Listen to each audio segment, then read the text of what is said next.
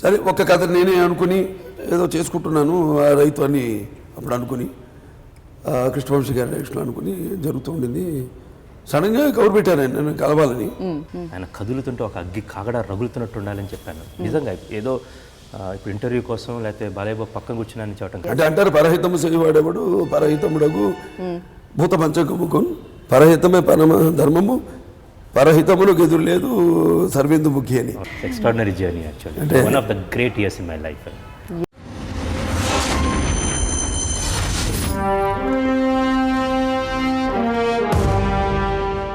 Hi అండి, అందరికీ నమస్కారం. గౌతమీపుత్ర శాతకర్ణి ఈ సినిమా పేరులోనే ఒక పవర్, ఒక పౌరుషం ఉంది. అందుకే ఈ సినిమాని చేస్తున్నారు బాలయ్య బాబు గారు. ఇది బాలకృష్ణ గారి 100వ చిత్రం కావడం మరొక విశేషం. మరి ఈ చిత్రం ఎప్పుడు రిలీజ్ అవుతుందని బాలయ్య బాబు అభిమానులందరూ కూడా ఎంతో ఉత్కంఠగా ఎదురుచూస్తున్నారు. ఎన్నో అంచనాల మధ్య ఈ సినిమా మన ముందుకు రాబోతుంది. గౌతమీపుత్ర శాతకర్ణి. గౌతమీపుత్ర శాతకర్ణుని జీవిత చరిత్ర ఆధారంగా తీయబడ్డ సినిమా. మరి ఈ చిత్రాన్ని దర్శకత్వం వహించారు క్రిష్ గారు. మరి ఈ రోజు ఈ చిత్రం గురించి మాట్లాడడానికి బాలకృష్ణ గారు అలాగే క్రిష్ గారు మనతో ఉన్నారు. ఆలస్యం చేయకుండా వాళ్ళతో మాట్లాడదాం రండి.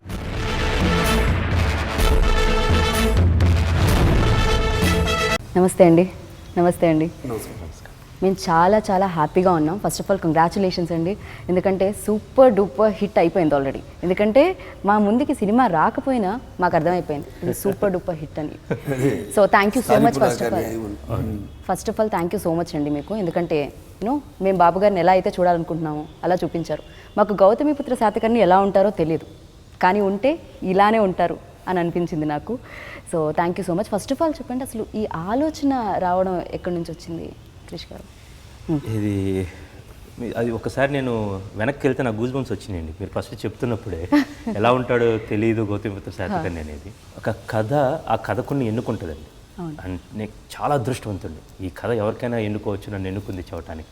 ఒక కథానాయకుని కోరుకుంటానండి, ఆయన మాత్రమే ప్లే చేయాలని. రాస్తున్నప్పుడు నాకు ఏ రూపం, నేను మొదటిసారి పెన్ని పేపర్ మీద పెట్టినప్పుడు నా మనసులో వచ్చిన రూపం బాలకృష్ణ గారిని. నేను ఆడియో ఫంక్షన్లో చెప్పాను, ఆ రాజస్వం ఎలా ఉండాలి, ఆయన కదులుతుంటే ఒక అగ్గి కాగడ రగులుతున్నట్టు ఉండాలని చెప్పాను. నిజంగా ఏదో ఇప్పుడు ఇంటర్వ్యూ కోసం లేకపోతే బాలయ్య పక్కన కూర్చున్నాను చెప్పడం కాదండి. ఐ వాస్ రియల్లీ అంత ఆ ప్యాగనిజంలోకి వెళ్ళి రాయటం జరిగిందండి. మామూలు వీరుడు కాదు ఇతను, it's an extraordinary military genius అన్నమాట అతను. అట్ ద సేమ్ టైం అతనిలో ఒక గౌతమీపుత్ర శాతకర్ణిని ఒక హ్యూమన్ ఫామ్లో ప్రజెంట్ చేయడానికి ట్రై చేశామండి. అతను ఓన్లీ రాజు, ఓన్లీ కింగ్ ఆఫ్ వారియర్ కాదు, అతనికి అతని తల్లితో ఉన్న అనుబంధం, శాతకర్ణికి వాసిష్ఠితో తన భార్యతో ఉన్న అనుబంధం, తన కొడుకు, తన బాధ్యతలు, ఎథిక్స్, మొరాలిటీస్. కొంచెం ఎక్కువ టైం తీసుకుంటాను అది ఎక్కడ స్టార్ట్ అయింది అనేది. మనం నాగార్జున సాగర్ అని వింటా ఉన్నామండి. అవును, ఆచార్య నాగార్జున యూనివర్సిటీ విన్నామండి. ఆ నాగార్జునుడు ఎవరు? మనకు తెలిసినంత వరకు ఒక బౌద్ధ గురువు. బట్ మీరు మన వికీపీడియాలోకి వెళ్ళి ఆచార్య నాగార్జున అని కొడితే గురు ఆఫ్ శాతవాహనాస్ అని ఉంటుంది. ఆయన మనకి చాణక్య చంద్రగుప్తుల్లాగా ఆయన గౌతమీపుత్ర యజ్ఞశ్రీ శాతకర్ణి అని, అది సెకండ్ ఏడీలో మన గౌతమీపుత్ర శాతకర్ణి తర్వాత కొన్ని తరాల తర్వాత రాజు. అవును, ఆయనకి అనేకమైన లేఖలు రాశారండి. సుహృల్ లేఖ అంటారు వాటిని అన్నమాట. ఆచార్య నాగార్జునుడు ఎక్స్ట్రాడినరీ, అప్పుడులో ఎథిక్స్ ఏంటి, మోరల్స్ ఏంటి, ఎలా గైడ్ చేయాలి, ఎలా పరిపాలించాలనేది అదంతా మన దగ్గర ఉంది, కానీ మనం ఎప్పుడు అటువైపు దృష్టి పెట్టలేదండి. గమ్మత్ ఏంటంటే ఆచార్య నాగార్జున యూనివర్సిటీలో ఒక జర్నలిజం మ్యాగజైన్ ఉంటుందండి, దాని పేరు కూడా సుహృల్ లేఖ అని. కానీ ఎంతమంది అసలు ఏం జరిగిందనేది అది మా దగ్గర ఉందండి. అది ఫస్ట్ అది ఆ పుస్తకం కావాల్సి వచ్చినప్పుడు మాకు తెనాలి నుంచి ఒక స్నేహితుడు సాయిమాధవ్ బుర్రా గారికి వస్తే నేను బాలయ్య బాబుకి ఇవ్వటం జరిగిందన్నమాట. It's rare book. అన్నీ మన పక్కనే ఉన్నాయండి, కానీ మనం చూడలేదు. చిన్నప్పుడు మా తాతయ్య గారు జాలముడి రమణయ్య గారు గుంటూరులో పోలీస్ ఆఫీసర్గా ఉండేవారు. మేము అమరావతిలో వెళ్తున్నప్పుడు ఎవరో ఒక మహానుభావుడు అండి, ఎక్కడున్నారో ఆయన, కానీ ఆయన ఎవరో నాకు కథగా చెప్పారన్నమాట. ఓహో, ఇక్కడి నుంచి ఏలారా, అమరావతి అనేది ఒకప్పుడు గొప్ప రాజధాని. దాని తర్వాత ఇక్కడ ధరణికోటలో వాసిరెడ్డి గారు ఆ జమీందార్, ఆ క్రోనాలజికల్లీ ఆయన చెప్పారండి. లేలగా తెలుసు, అప్పటికి మీకు లేదు, ఈ ఆలోచనే లేదు, కథగా తెలుసు అంతే. అంతే కథగా. 2011లో స్టార్ట్ అయింది. 11-12లో కృష్ణశాస్త్రి గారు, పరబ్రహ్మ శాస్త్రి గారు వాళ్ళు ఈ నాణ్యాలని ఎస్కవేట్ మన కోటిలింగాల కరీంనగర్లో కొండాపూర్, అవును అక్కడ, అవును సార్, ఇప్పుడు ప్రస్తుత తెలంగాణ మన కరీంనగర్లో ఉందమ్మా. ఆ కాయిన్స్ వచ్చినప్పుడు this the first time I started Satavahana coinage అనేది ఒక చిన్న టైప్ చేస్తే అప్పుడు లాట్ ఆఫ్ ఇన్ఫర్మేషన్ చాలా ఇన్ఫర్మేషన్ ఉంది. ఇప్పుడు నేను చెప్తే మన ఇంటర్వ్యూ సరిపోదు, ఎందుకంటే సంవత్సరంన్నర ఒక ఐన్స్టీన్ ఒక రిలేటివ్ థియరీని ఎలా అనుకుంటాడో, లేకపోతే ఒక హిస్టారియన్స్ ఎలా అంటాడో కొన్ని వందల ఈక్వేషన్స్ వేసుకొని ఇది రీసెర్చ్ చేసుకొని ఆ కథను రాస్తున్నప్పుడు ప్రతిసారి ఒకే హీరో కదిలేవాడండి. ఈయన కోసం మాత్రమే 100వ చిత్రం కావటం నా అదృష్టము. ఇది ఇట్స్ గాడ్స్ బ్లెస్సింగ్ బేసికల్లీ. ఆయన కనుక ఈ సినిమా గౌతమిపుత్ర శాతకర్ణిని తర్వాత చేద్దామంటే ఆ తర్వాత 5 ఏళ్ళైనా 10 ఏళ్ళైనా 20 ఏళ్ళైనా నాగేవాడిని. ఆయన చేసిన రోజు చేస్తుండేవాడిని. There is no other man who can do that actually. ఈ సినిమా రిలీజ్ అయిన తర్వాత మీకు చెప్తాను. కథ నాన్నగారు కూడా చేద్దాం అనుకున్నారు అట. ఆ విషయం మీకు ముందు తెలియదని నేను విన్నాను, ఆ తర్వాత తెలిసింది. అసలు ఏమిటండి కోఇన్సిడెన్స్? అంత కాకతాళీయంగా యాదృచ్ఛికంగా జరిగింది ఇదంతా. నేను కూడా 100వ సినిమా ఎటువంటి సినిమా చేయాలి అన్న ఒక క్లిష్ట పరిస్థితుల్లో ఉన్నప్పుడు, సతమతం అవుతున్నప్పుడు, నాలో నేను ఒక కాన్ఫ్లిక్ట్ జరుగుతున్నప్పుడు, అంతర్యుద్ధం జరుగుతున్నప్పుడు ఎన్నో కథలు వినడం జరిగినాయి. కొన్ని నచ్చలేదు, కొన్ని ఏమో నా 100వ చిత్రం స్థాయికి అనిపించలేదు. సరే ఒక్క కథ నేనే అనుకుని ఏదో చేసుకుంటున్నాను ఆ రైతు అని అప్పుడు అనుకుని కృష్ణవంశీ గారి డైరెక్షన్ అనుకుని జరుగుతూ ఉండింది. సడన్గా కవర్ పెట్టాను ఆయన నన్ను కలవాలని. అంతకుముందు పరిచయం కూడా ఎప్పుడన్నా ఫంక్షన్స్లో అది కలవడం అంత ఇది కూడా లేదు మాకు, అటాచ్మెంట్ కానీ ఎటువంటి. సరే ఇట్లా చెప్పారు, ఒక ఎవరి ద్వారా అయితే కబురు పంపారో అట్లా ఒక అద్భుతమైన సబ్జెక్టు అనుకుంటున్నాను, సరే వచ్చి డిస్కస్ చేస్తానండి. సరే అన్నాను. ఆయన రావడం జరిగింది, కలిశారు, చెప్పారు ఇట్లా గౌతమిపుత్ర శాతకర్ణి అనుకుంటున్నామని. మరి కథగా కంటే కూడా ఆయన ఉన్న ఎంతూసియాజం రాగానే చెప్పడం, ఇంకోటేమో ఒక తెలియని ఒక వీరుని గాథ. చల్లని సముద్రం దాగిన బడబలనంతో ఆ నల్లని ఆకాశంలో కానరాని భాస్కరులు అందరూ అంటారు అన్నారు మహాకవి దాశరథి గారు.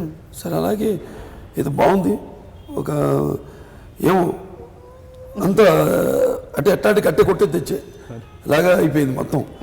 అంతే, ఎక్కువసేపు కలవాలి, ఒక 10 నిమిషాలు అనుకుంటా ఫస్ట్ మీటింగ్. అంతే, అంటే సినిమా ఎంత ఫాస్ట్ గా తీసేశారో చెప్పడం కూడా. ఎస్ చేస్తున్నాం ఈ సినిమా అన్నాను, అంతే అంతే అయిపోయింది. అలాగే అసలు షూటింగ్ కూడా ఇప్పుడు అయిపోయి సినిమా విడుదల రేపు 12 విడుదల అవుతుందంటే కూడా డ్రీమ్ కమ్ ట్రూ. అప్పుడే అయిపోయింది సినిమా. అనగా మొన్న మేము అంటే మొరొక వెళ్ళినట్టో లేకపోతే జార్జియాలో షూట్ చేసి ఇన్ని లొకేషన్స్లో చేసాం. అలాగే మధ్యప్రదేశ్ మహేశ్వర్లో షూటింగ్ చేసాం, ఆల్మోస్ట్ 4 రోజులు షూటింగ్ చేసాం అక్కడ. సరే అంతా ఒక కళలాగా అయిపోయింది మొత్తం. సో ఇంత తొందరగా సినిమా, ఇంత పెద్ద చిత్రం ఇంత తొందరగా అవ్వడం. అండ్ ఏదైతే నాకు తెలియదు ముందు ఈ చిత్రం నాన్నగారు చేయాలనుకున్నారని, తర్వాత మా కొమ్మని అంతా బయట పెట్టారు. ప్రదీప్ గారిని ఒక ఆయన, అలాగే ప్రసాద్ గారిని. సో ఇది ఎలా జరిగింది అంటే ముందు అంటే ముందు ఆయన అనుకున్నారని నాకు తెలిసిన, ఆయన అనుకున్నారు కాబట్టి చేశాను అనుకోవడం, అది ఒక తండ్రిగా ఆయన అనుకున్నారు, నేను చేస్తున్నాను ఆ అది వేరు, ఆ ప్రేరణ వేరు. ఇది అలా కాకుండా అంతా ఈయనొచ్చి చెప్పడం, అడగడం, ఆ సినిమా అనుకుంటున్నాను అనడం, నేను అలాగే అనడం, తర్వాత నాకు తెలియడం నాన్నగారి సినిమా చేద్దాం అనుకున్నారని. బ్లెస్సింగ్ అండి. I started believing more. అంతకుముందు నేను నమ్మకాలు ఉండేవి, బట్ ఇది ఒక ముహూర్త బలం కావచ్చు, వాట్స్ గాడ్స్ బ్లెస్సింగ్ అనేది ఈ సినిమాలో నిన్నగాక మొన్న అక్కడ నేను కథ చెప్పినట్టుందండి. Extraordinary journey actually, one of the great years in my life. అంటే అంటారు పరహితము చేయవాడేవాడు పరహితముడగు భూత పంచకముకున్, పరహితమే పరమ ధర్మము, పరహితములకు ఎదురు లేదు సర్వేందు ముఖ్య అని. అలాగే అన్నీ మొత్తం ఈ సినిమాకి ఒకటి కాదు, పరహితము సేవినప్పుడు పరహితముడకు భూత పంచకముకున్. భూత అంటే పంచభూతాలని, అలాగే అందరు బ్లెస్సింగ్స్, పంచభూతాలు అయితే, అష్టదిక్కులు అయితేనేమి, శాతకర్ణి అయితేనేమి, గౌతమి బాలశ్రీ గారు అయితేనేమి, వాళ్ళందరూ కూడా వాళ్ళు ఎందుకంటే చారిత్రాత్మకంగా వాళ్ళ గురించి మనకు తెలిసింది చాలా తక్కువ. ఎందుకంటే అప్పటికి హిస్టోరియన్స్ రావడం, హిస్టరీని వాడు క్రోడీకరించడం, అదంతా అప్పటికి ఇంకా మొదలు కాదు, క్రీస్తు శకం తర్వాత ఇమ్మీడియట్ 1st సెంచరీ మనకి. సో అప్పటికి ఇంకా హిస్టోరియన్స్ రావడం అదంతా లేదు. కాబట్టి వాళ్ళు ఆవిష్కరించదలుచుకున్నారు. సమయం వచ్చింది ఏంటో అంతా అందరి ప్రకృతి కూడా సహకరించి మాకు షూటింగ్ అద్భుతంగా నిరాటంకంగా నిరామంగా ఎటువంటి అడ్డంకులు లేకుండా అండ్ ఫ్యాన్స్ అభిమానం కూడా, ఎందుకంటే మీ 100వ చిత్రం ఇలాంటి చిత్రం అయి ఉండాలి. ఎందుకంటే నేను ఇప్పుడు అంటాను, ఇవాళ నేను ఒక యువరత్నంగా పిలువబడుతున్నా, లేకపోతే ఒక నరసింహంగా పిలువబడుతున్నా, అదంతా మా అమ్మగారి ఆశల చలువ, మా నాన్నగారి ఆశీస్సుల చలువ, నా అభిమానుల చలువ అని ఇప్పుడు అంటుంటాను.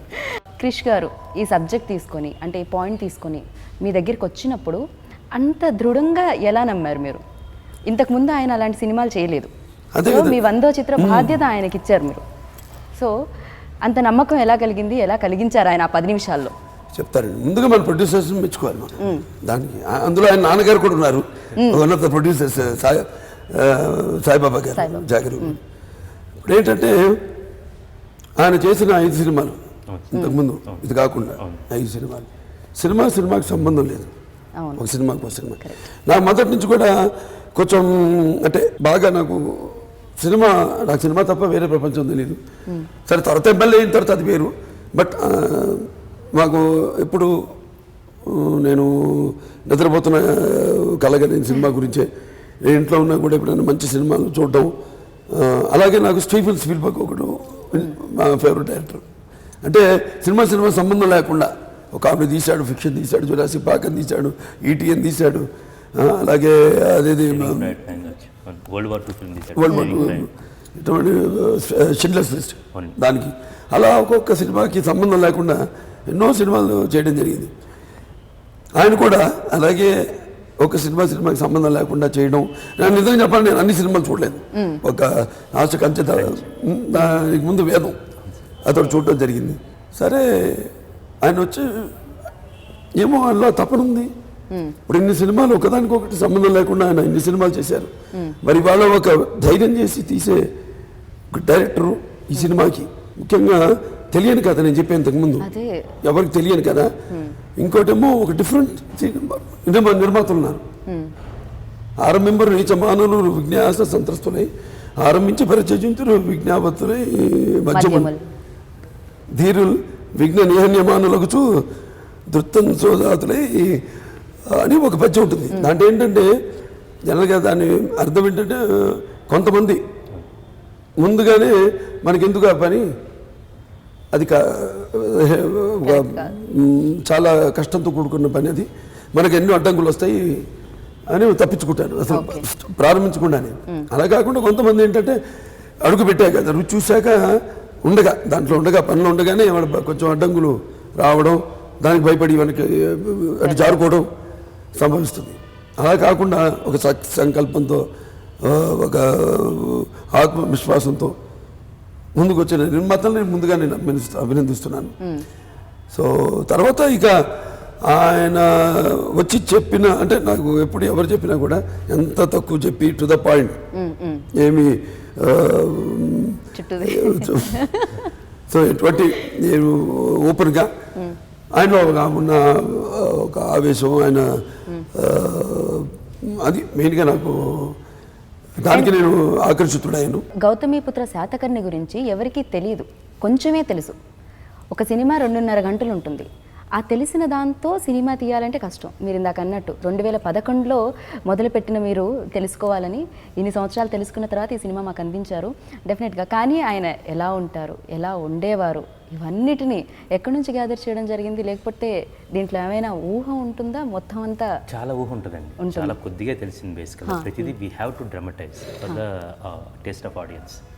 రెండోది, ఇది ఎలా ఉంటుందంటే ఒక చరిత్రని కథగా చేయాలంటే ఒక లైన్లో మొత్తం మనకు తెలిసిందంతా గౌతమి బాలాశ్రీ, తను మదర్ రాజమాత నాసిక్లో శాసనాలు వేయించింది, నానాగట్లో ఆధారం. ఎంత గొప్ప తల్లే చూడండి. బేసికల్గా అతని జన్మనివ్వటమే కాదు, ఇప్పుడు మనం చెప్పుకోవడానికి కారణభూతం కూడా మళ్ళీ ఆమె ఆయన్ని ఎప్పుడు దాకా జీవించుకోవడానికి. She you loss really well అన్నమాట. అందులో ఒక్కటి ఫర్ ఎగ్జాంపుల్ ఎక్కడో మనకి ఒక చిన్న తీగ దొరుకుతుంది, రాజసూయ యాగం అని ఆయన చేశారు అని. ఎప్పుడో ద్వాపరయుగంలో ధర్మరాజు రాజసూయాగం చేశారు. అప్పుడు శ్రీకృష్ణుడికి అగ్రపూజ చేయటం, శిశుపాల వధ జరగటం. సో రాజసూయ అనగానే ఆ కైండ్ ఆఫ్ ఊహల్లోకి వెళ్ళి మనం అప్పుడు జరిగింది కాబట్టి వీళ్ళు ఎలా చేస్తుంటారు అక్కడ what drama we can get when you're reading entire Satavahana dynasties history Gautamiputra Satakarni దగ్గర నుంచి తల్లి పేరు పెట్టుకోవడం స్టార్ట్ అవుతుంది. సో అంతకుముందు ఉన్నారా లేరా అనేది కథకు అప్రస్తుతం. సో ఫస్ట్ ఈయనే పెట్టుకోవడం జరిగింది. సో ఇక్కడ నుంచి గౌతమిపుత్ర శాతకర్ణి అంటే గౌతమిపుత్ర తన తల్లి పేరు తీసుకోవడమే ఎవరికి తల్లి పేరు పెట్టుకున్నారంటే అది documentary. How you dramatise that, తల్లి పేరుని తీసుకోవాల్సిన పరిస్థితులు ఏంటి, ఎలా తీసుకున్నారు, ఆయన ఏ పరిస్థితుల్లో తీసుకున్నారు. సో మాకు చిన్న లైన్ దొరికింది. ఫర్ ఎగ్జాంపుల్ నేను రీసెర్చ్ చేస్తుని చెప్తున్నానండి, మన ఇన్ఫర్మేషన్ ఇక్కడ తక్కువ ఉందండి. బట్ వెన్ యూ రియల్లీ నాకు ఆడియో ఫంక్షన్లో కొంచెం నేను ఎక్సైట్ అయ్యండి చివరిలో. ద సోల్ రీజన్ ఈజ్ నాకు నిజంగా బాధ. ఇక్కడ నేను రీసెర్చ్లోకి వెళ్తే మనం గూగుల్లో ఎవరు లేరని చాలామంది అంటారండి. But you have to go to Google books. Google బుక్స్లో కొడితే మహారాష్ట్ర స్టేట్ గెజెట్లో దాదాపు 100 పేజీల పైగా స్టేట్ గెజెట్ గురించి ఉందండి. ఎందుకంటే ఇప్పుడు మనకి ఏంటంటే మనకి చరిత్ర గురించి తెలుసుకోవాలంటే కూడా మెడ్రాస్ మీరు ఓరియంటల్ లైబ్రరీ ఉంది.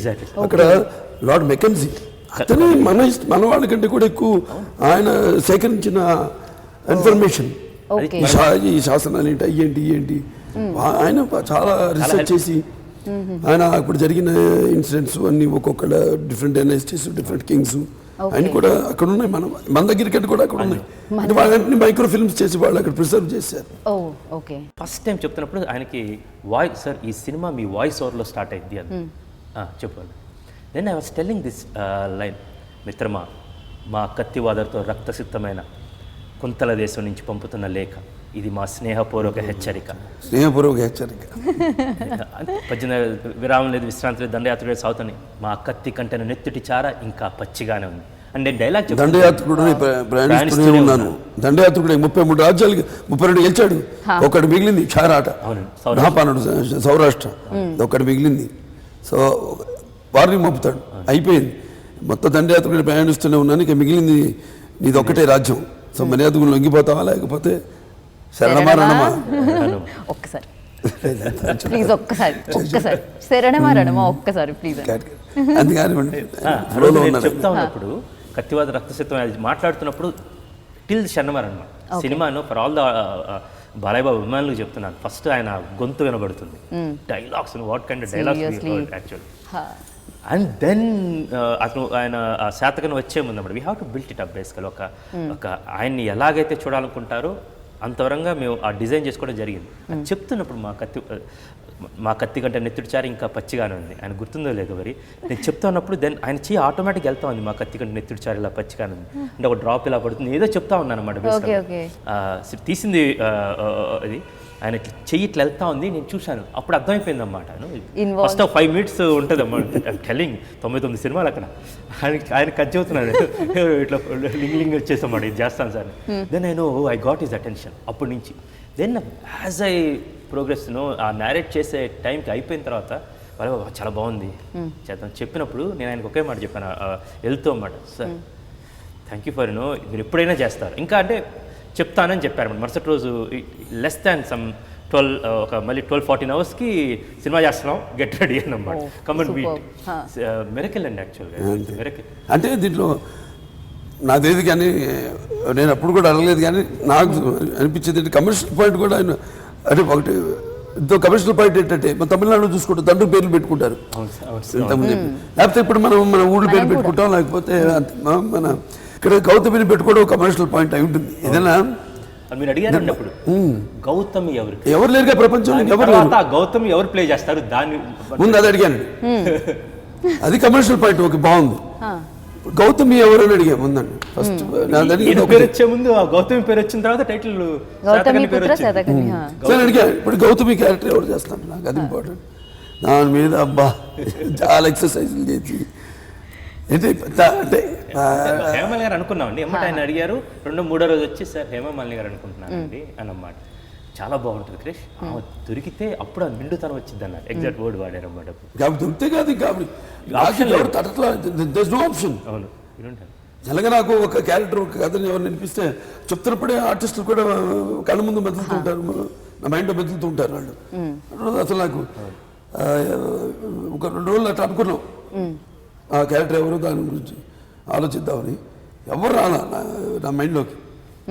అండ్ ఆయన రావడం హేమమాలిని గారు అయితే బాగుంటుంది అనడం, అంటే ముందు ఆయన ఎక్స్ప్రెషన్ నాకు ఒక ఏంటి నిజంగా చెప్తున్నాను అంటే ఆవిడ దొరకదు అన్నట్టు ఒకటి ఒక ఉంది ఒక క్వశ్చన్ మార్క్. అంటే ముందు అంటే ఇక్కడ వచ్చామని చెప్పాను కదండి, you be very straight and he is a very honest man.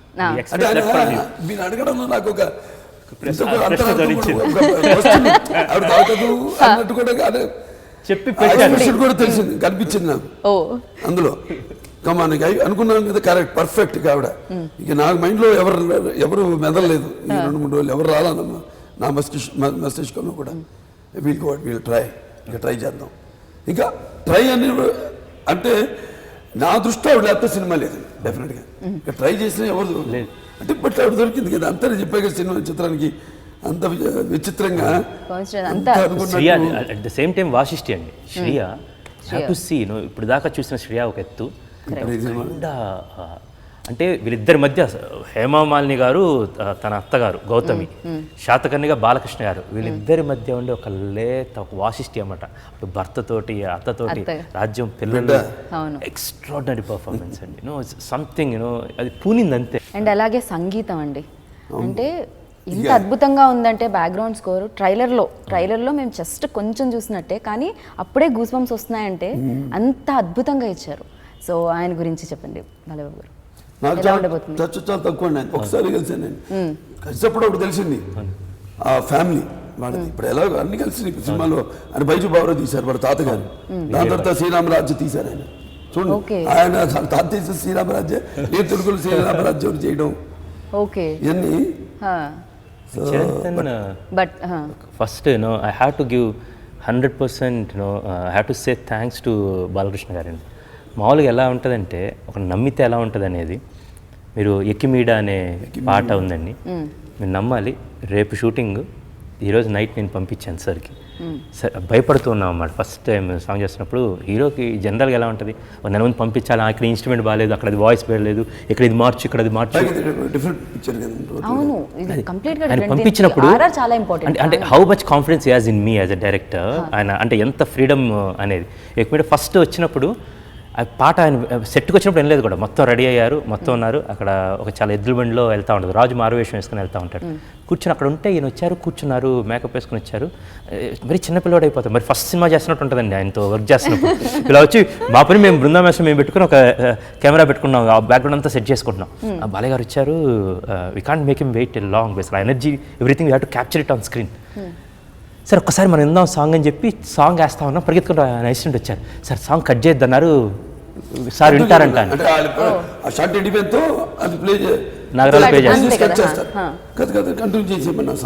అంటే వెళ్ళి నేను మొత్తం పాట అయిపోయిన తర్వాత నేను కొంచెం కంగారు పడ్డాను. అమ్మాయి great that big star super star ఆయన వెళ్ళి సెట్లోకి వచ్చి పాట అంటాం ఏంటండి బేసికల్గా వెళ్ళాను. ఎందుకంటే నా తప్పు, నేను చాలా లేట్గా రాత్రి పంపించాను. సార్ క్షమించాలి, నేను చాలా లేట్గా వచ్చింది, ఇది final version, I want Udit Narayana and Shreya వాళ్ళ వర్షన్ ఏదంటే సూపర్ ఉంది క్రిష్ సాంగ్, చాలా బాగుంది, ఎంత పదాలు కానీ అది కానీ. ఎవరు శాస్త్రి గారైనా kind of confidence, the kind అయినా ఆ విన్ను తట్టింది చూడండి, అదే అనొచ్చు. 2-3 రోజులు ముందు పంపించవచ్చు కదా అనొచ్చండి. దాన్ని వచ్చి నా లిరిక్ పేపర్ పంపించు అని, దెన్ లిరిక్ పేపర్ మొత్తం చూసుకొని ఎక్కిమీడ ఏం వాడారు. ఎక్కిమీడ అంటే పాత రోజుల్లో అండి, మహారాజా రాజా అని అర్థం అన్నమాట. మీ ఆలోచనలన్నీ కార్యరూపం దాల్చి నిజంగా చక్కగా మా ముందుకు రావాలని మనస్ఫూర్తిగా కోరుకుంటున్నాను. అండ్ ఈ అవకాశం నాకు ఈరోజు వచ్చిన నేను ఇందాక చెప్పాను అదృష్టంగా భావిస్తున్నానని. Thank you so much. And మీకు ముందుగా గౌతమిపుత్ర శాతకర్ణి సంక్రాంతి శుభాకాంక్షలు. సో మాకు సంక్రాంతి ఇలా వచ్చింది కాబట్టి పండగ, 2 పండగలు, ఇదైతే గౌతమిపుత్ర శాతకర్ణి ఒకటి, సంక్రాంతి ఒకటి, అండ్ అందులో ఉగాది కూడా చూడబోతున్నాం కాబట్టి సో మీకు కూడా సంక్రాంతి శుభాకాంక్షలు. So thank you so much. Hi, this is Nani and I subscribe to India Glitz Telugu channel, IG Telugu, and for my updates and about my latest movies and everything, for all the news and gossips, please follow IG Telugu.